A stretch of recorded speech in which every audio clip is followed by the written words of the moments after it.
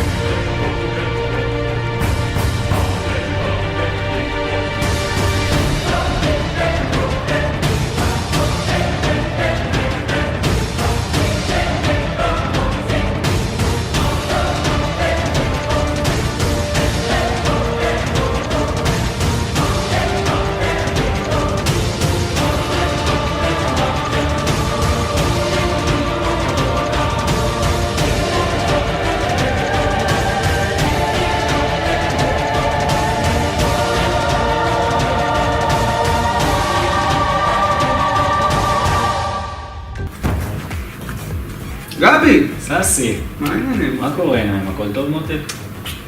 ברוך השם. מה המצב? תודה.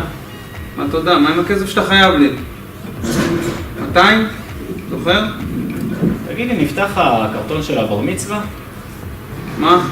זה לא 200, זה 150 דבר ראשון, אתה אכלת אצלי סלטים שישי שעבר. אתה עם השפעות שלך, נו? כן? מה הבאת את הכסף בקיצור?